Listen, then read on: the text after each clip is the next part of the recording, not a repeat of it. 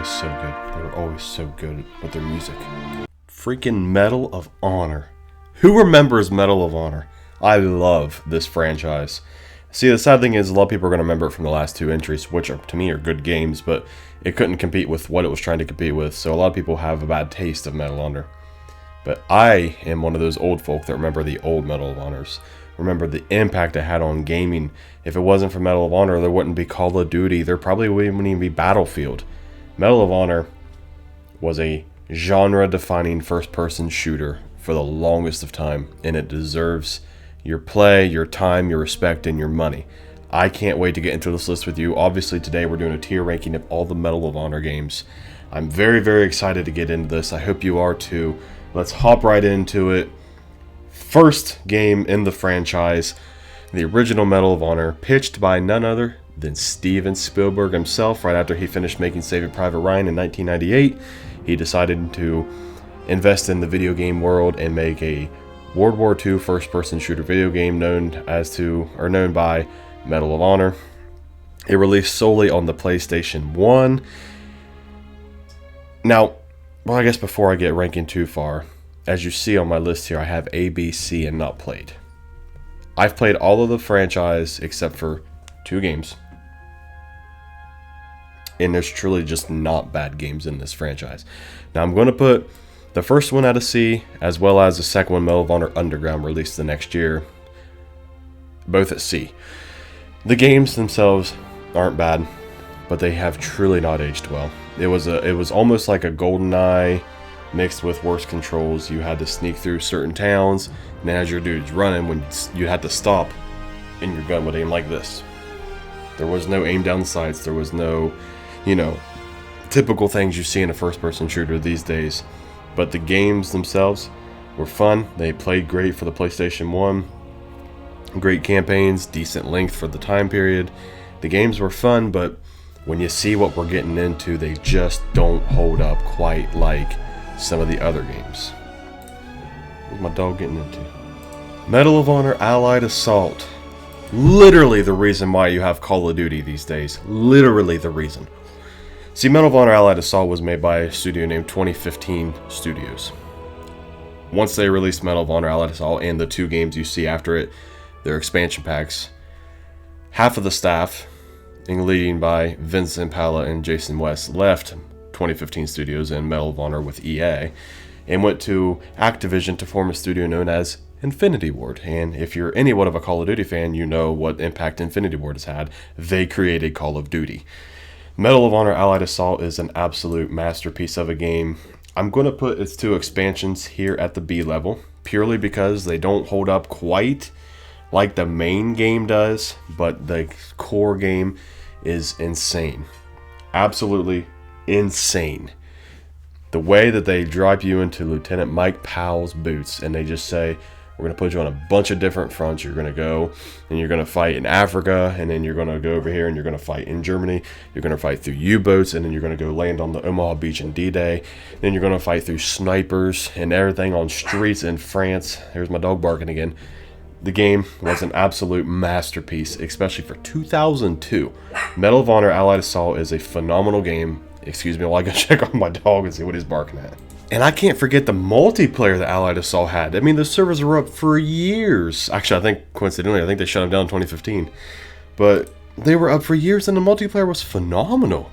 I mean, they had, missions where the Allies would literally land on Omaha, and you would have to sit there as the Germans or the Nazis, whatever, and stop them from coming up the beach, or you'd have to, kind of like how World War II did, Call of Duty World War II did, 2017. And they were doing it in 2002, but way, way, way better. The multiplayer, the game itself was just so good. It's just such a good game. Absolute classic. If you have a PC, I highly, highly recommend going and getting it, plus its expansion packs. An amazing game. Absolutely worth the money. Absolutely worth the playthrough. It doesn't take up too much of your time. What most people will remember Medal of Honor for, though, is the next game, the one that was released on the PlayStation 2 and the original Xbox, Medal of Honor Frontline. Game-changing game. Love that game. I played through that game, I bet you 60 times with my grandma. I mean, she and I would just sit down on the weekends. She'd pick me up from school, We'd sit down, we'd just play through the missions and just laugh and have a good time. I can remember the first time ever playing it, storming Omaha Beach. Hi, buddy. Storming Omaha Beach. You know, Patterson, get over here. Patterson. Yeah, and just, you know, we got people on the beach, and you got to sit there and shoot the bunkers, and just, it just changed the game. It did things in these games that you seen for a while, but you just didn't see it in 2002, because this released in 2002 as well.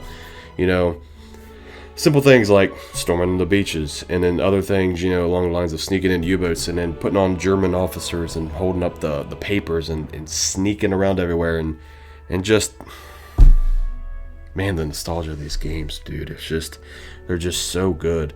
I mean, yeah, sure, if you look at them today, you know, you can look up YouTube videos and everybody just like, okay, that looks like trash. But you gotta remember, this is 20 years ago on the PlayStation 2.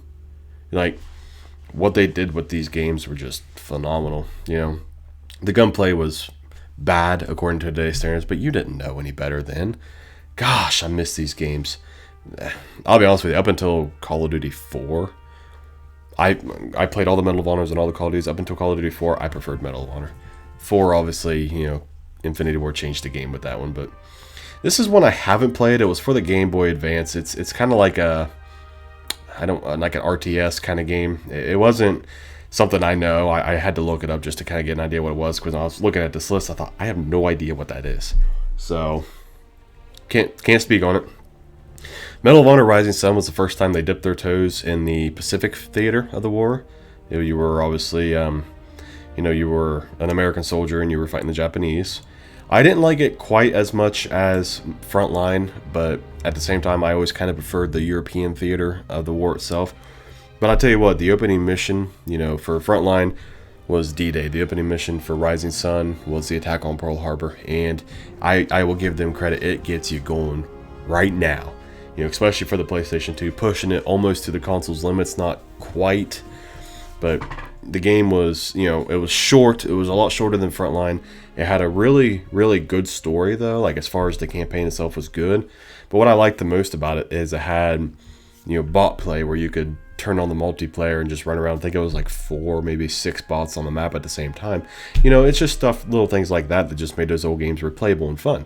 If it was just for the campaign on Rising Sun, it probably would be at a C, just purely because it wasn't very long. And it didn't have some of the iconicness of it, you know, that like a Frontline did or an Allied Assault. But Rising Sun, with the bot mode and the multiplayer, it was good fun. It was just good fun. And plus you could play split screen with your buddies and everything else. Pacific Assault was another one released for the PC. Obviously, Pacific Assault makes you realize that it is the American Marines going against the Japanese. And its opening mission was D-Day as well, but they did it in a different manner. Being on a computer, they obviously had, you know, a lot better hardware to work with than a PlayStation 2 or an original Xbox. So, you know, I can remember driving through Pearl Harbor, and all of a sudden the attacks start happening, and you're like rushing to the boats to try to help save everything. And then they send you on iconic missions through the jungles and kamikazes, and oh, such a good game, man. Such a good freaking game. Loved it. Oh man, this series was just a game changer for me. Anywho, Pacific Assault, solid A, easy ranking on that one. There's really no questions, and I can hear my dog getting into something again. I shall return. European Assault. I can remember the first time I heard that theme music. I'm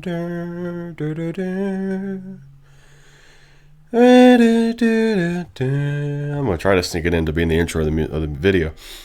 Such amazing theme music led into what may be my favorite Medal of Honor game. I mean, it's a no-brainer where it's going easy A. I absolutely loved it. I mean, they just knew how to make games, man. I mean, the intros to these games, like everybody looked at War to War and stuff, you know, where they use like the found footage. Medal of Honor was doing that 7, 8, 9 years ago. Earlier, I mean, you know, my dog.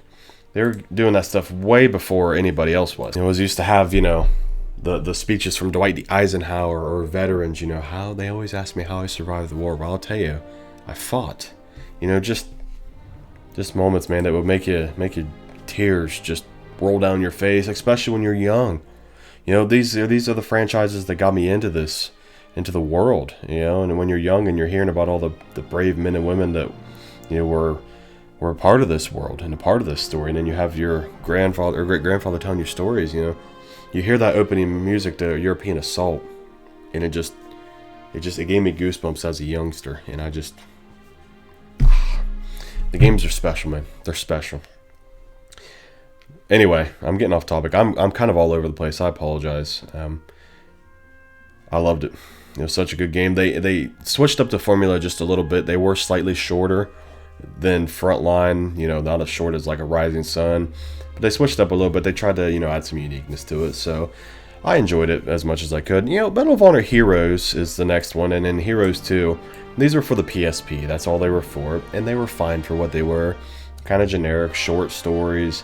Nothing amazing, nothing special. Had a bot mode that you could play, you know, or you could play online on your PSP, or you could play against bots. So it was fun when you were going on vacation or something, or just, you know, dicking around in bed when you weren't supposed to be awake, something like that, you know. They were fine for what they were. Medal of Honor Vanguard was the last one to release on PlayStation 2 and Xbox One, the original. And you can definitely tell that by then the hardware was out of date and they were pushing it to its limits. It's kind of the same as Airborne. It's the PlayStation 2 version of Airborne, like how Assassin's Creed did Unity and Rogue. But Vanguard was the first time that, you know, you actually were able to like parachute in, and it was very limited to just dropping you into the battlefield that way. But they did have it set up, you know, a little differently with the mission structures and everything. So I give it a pass. It was a solid B. It wasn't anything comparative to the rest of the PS2 games. It's the worst of all of those, but it was still a great experience. It was short, though. That was my biggest beef with it. It was short. You can tell that they put a lot more effort and time and love and care into Medal of Honor Airborne, which I'm instantly going to start going into now because they're both very similar. Airborne was amazing. It might be my favorite World War II shooter ever out there. You know, you could literally do, they went away from the linear structures and you could do anything open world. They gave you a big giant mission field, kind of like how Sniper Elite does. They gave you a big mission field and they say, do this, do this, do this, do this, do this, and do that, and just have fun. Parachute in. You die, you're a new soldier. You parachute in. You know, that game allowed you to do different customization as far as like your weapons would go. You know, you could choose your classes and your weapons you wanted going into the missions. And then you could rank them up. You can, you know, unlock grips, you know, for extra recoil control. You can unlock extra magazines, you know, faster reloads, kind of like perks and stuff for Call of Duty, but they were putting them in Medal of Honor single player campaign. And then the campaign was great. You know, it had certain enemies got tougher and tougher and tougher as it went on. And the missions were just all solid, and it had an exceptional multiplayer as well. You know, and this came out in 2007, directly before Call of Duty 4. So this blew me away before I was starting to get blown away by Call of Duty. Speaking of Call of Duty, 2007, Call of Duty 4 Modern Warfare released. Took the world by storm. Then they went back to World War II with Modern War. I know a lot of people loved it. I liked the game, didn't love it. And then there was Call of Duty Modern Warfare 2. Everybody by that point was going apeshit over Call of Duty. Everybody was loving it. It was a great game. Obviously, Modern Warfare 2 is one of the greatest first-person shooters of all time, and maybe, it's not my favorite, but maybe the greatest Call of Duty of all time. And here comes Medal of Honor. Needing to change up the formula. The World War II scene has kind of ran its course. So, what does EA and Danger Close Games now do? They switched to the Modern series. And what they did, once they seen how popular Call of Duty was, and how popular their sister franchise Battlefield was, is they sat down and they said, okay, let's take the realism, tone it down some, let's take the goofy arcadiness, move it up some, and let's mesh them together. And what did they come up with? Modern Warfare 2019 and Modern Warfare 2 2022, aka Medal of Honor 2010. The game is so underrated. The game was so much fun. It had such a good realistic feel to it while still being arcadey enough for the casual person to pick up. It had a gut-wrenching, heart-warming campaign. One of the best FPS campaigns of all time, especially the final mission. I ain't going to spoil it. Just go play the game if you haven't already. The multiplayer was so fun. The sniping was amazing. The maps were great for what they were.